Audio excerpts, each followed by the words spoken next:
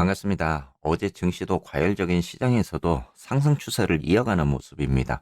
자, 그만큼 시장의 피벗에 대한 기대감과 연말 상승 기대감이 증시의 모멘텀이 되고 있는데요. 자, 특히 오늘 연준에서 발표하는 FOMC 회의록이 한국 시간으로 4시에 발표합니다. 회의록에 담겨진 내용에 따른 증시 변동성도 나타날 수 있는데요. 내년 연준에 피벗과 관련한 내용이 있는지도 살펴볼 필요가 있을 것 같습니다. 자, 그리고 장 마감 후 여러분이 가장 기대하고 있는 엔비디아 실적이 발표가 되죠. 사실 엔비디아 실적에 대한 기대치가 시장 전반에 걸쳐 높은 건 사실입니다. 자, 그동안 AI 붐으로 놀라운 성장을 보인 엔비디아인데요. 자, CT의 분석을 보더라도 엔비디아의 데이터 센터 매출이 강력한 모습을 이어갈 것이란 분석을 예상을 하고 있습니다. 그리고 신제품 출시에 대한 기대감도 시장에서 높다고 할 수 있는 부분인데요. 3, 4분기 엔비디아 데이터 센터 매출이 월가 추정치를 큰 폭으로 상회할 것으로 보입니다. 이런 기대감 속에서 막상 뚜껑을 열어봤을 때 이 가이던스에 대한 부족한 부분, 매출에서 부족한 부분이 발표가 나올 경우에 시장의 충격도도 커질 것 같습니다. 그만큼 시장에 대한 기대감이 너무 크다. 이렇게도 우리가 예상을 해볼 수 있을 것 같은데요. 실적 발표 후에 엔비디아의 가이던스적인 부분에서 엔비디아가 향후 데이터 센터 매출이 어떻게 되고 얼마나 지속 가능한지, 그리고 시장의 공략적인 계획이 어떻게 되는지도 우리가 살펴봐야 될 부분인 것 같습니다. 자, 이번 주 추수감사절이 있는 만큼 거래량이 줄어들면서 시장의 변동성도 나타날 것 같아요. 과거 연휴를 앞두고 이렇게 차익 매물이 나오는 모습도 보여주었는데요. 오늘 증시에서 회의록과 엔비디아 발표에 따른 변동성이 충분히 나타날 것으로 보입니다. 현재 엔비디아 목표 주가는 시장 평균 575달러로 매수 의견을 제시를 하고 있는 부분입니다.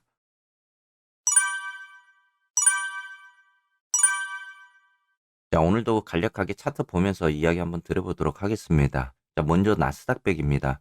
어제 나스닥백이 이 과열적인 그런 구간에서도 이 정고점을 어느 정도 돌파하는 이러한 모습들을 좀 보여주고 있죠. 지금 추세 방향을 보더라도 이 조정의 폭이 크게 나오지 않고 있는 부분입니다. 뭐 우리가 흔히 말하는 뭐 계단식 그런 상승에 대한 부분으로 지금 움직이고 있는데, 그만큼 상승 각도적인 부분을 봤을 때 굉장히 가파르게 움직이는 그러한 부분들도 지금 나타나고 있거든요. 이번 주에는 어느 정도 이 조정에 대한 부분들도 충분히 일어날 수 있는 구간은 될 것 같습니다. 그만큼 시장 기대감이 아무리 높다 그래도 이 회의록과 엔비디아 실적이 변수가 되고 또 추수감사절에 대한 연휴가 변수가 될 가능성이 있습니다. 이제 나스닥백의 이평적인 구간들을 보더라도요, 이 정별적인 모습으로 완전히 추세를 가다듬고 있는 모습입니다. 그렇기 때문에 이 추가 상승에 대한 기대감도 더 높아지고 있다라고 우리가 봐야 될 부분인 거는 같습니다. 자, 이러한 상승적인 부분들이 어느 정도의 또 조정을 거치고 다시 한번 우상향할 수 있는 그런 부분들도 우리가 기대를 좀 해봐야 될 부분인 것 같고요. 무엇보다도 이 연말 시장에 대한 또 기대감적인 부분들도 다시 한번 나타날 것 같습니다. 이렇게 나스닥백과 더불어서 반도체 지수인 SOXX도 지금 현재 정별적인 그런 모습을 갖춰 나가고 있습니다.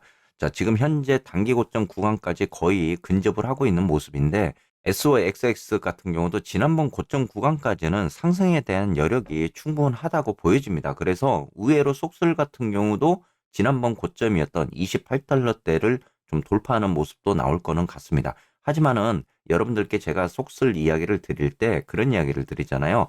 가장 무덤적인 구간이 26달러부터 30달러 구간이다. 이렇게 이야기를 드렸습니다. 하지만 지난번 28달러까지 고점적인 구간들을 만들면서 어느 정도 작년에 대한 매물적인 부분들을 소화를 했단 말이에요. 그래서 이번 상승이 의외로 지난번 고점이었던 28달러대를 돌파하는 모습들도 나올 거는 같습니다. 그만큼 시장의 기대감도 높아지고 있기 때문에 상단에 대한 구간을 28달러보다는 의외로 30달러까지도 우리가 노려볼 수 있는 그런 구간이라고 우리가 생각을 해봐야 될 부분인 거는 같습니다. 지금 여러분들이 보고 계시더라도 이 속슬의 주봉 차트입니다. 자, 지금 현재 주봉 차트를 보더라도 지난번 23달러 구간에서 계속 저항에 막혀 있는 모습이었단 말이에요. 근데 이번 주 들어오면서 24달러대로 지금 진입을 하는 그러한 모습을 보여주고 있습니다. 자, 이제 어느 정도 이 하방에 대한 지지 구간이 좀 설정이 되었다라고 우리가 봐야 될 거는 같습니다. 그만큼 23달러대를 돌파하는 과정이 나오면서 지지 기반을 어느 정도 형성하는 모습인데요. 당연히 이렇게 되면 주봉상 보더라도 이제 장기 입형이 받쳐주고 있는 그런 구간이 되기 때문에 자, 무엇보다 이제 쏙3 정고점을 뚫기 위해서는 이 중앙 추세 라인, 상단 추세 라인을 돌파하는 게 가장 중요는 할 것 같습니다. 주봉상으로 봤을 때 지금 상단 구간이 26달러 정도 됩니다. 그래서 여러분들께 26달러부터 지난번 고점이었던 28달러 구간까지 이 돌파적인 모습이 나와야 지난번 고점 구간을 이 돌파하는 모습들이 나올 수 있다. 여러분들이 이렇게 보셔야 될 것 같습니다. 자, 시그널상으로 아직 이 파동 추세가 완전 강한 모습은 아닙니다. 주봉상으로. 그래서 이번 한 주 일봉의 흐름을 보면서 주봉에 대한 추세도 어느 정도 다시 나타날 거는 같아요. 지금 쏙슬 같은 경우도 사실 과열 구간에 들어가 있죠. 여러분들이 보고 있는 이 상대 강도 지수 RSI만 보더라도 거의 80선 위에서 계속 움직이는 형태입니다. 자, 어제도 여러분들께 라이브를 통해서 그런 이야기 드렸습니다. 의외로 상대 강도 지수가 과열 구간에 계속 머물면서 이 우상향적인 그런 패턴을 만들어가는 증시가 과거에도 있었다라고 여러분들께 이야기를 드렸잖아요. 자, 지금 보더라도 쏙슬도 계단식 이런 상승을 지금 보여주고 있기 때문에 좀 더 조정이 나오더라도 다시 한번 상승할 수 있는 그런 기대감적인 요소는 충분히 만들어졌다라고 볼 수 있을 것 같습니다. 자, 지금 스윙적 시그널을 보더라도 어느 정도 하방 쪽으로 내려오는 모습을 보였다가 다시 한번 상방 쪽으로 지금 꺾이는 이러한 모습을 보여주고 있고 이 추세 파동적인 구간을 보더라도 아직까지는 상승 파동 추세 구간에 놓여져 있기 때문에 좀 더 기대감에 대한 부분도 우리가 가져봐야 될 것 같습니다. 여러분들이 요즘에 투자하시면서 아무래도 이 국제 투자, 특히 TMF 관련해서 여러분들 궁금해 하실 건데 자, 어제 라이브에서 제가 이 구간을 뚫어줘야 된다라고 이야기를 드렸습니다. 이 구간이 지금 4.8% 구간이죠.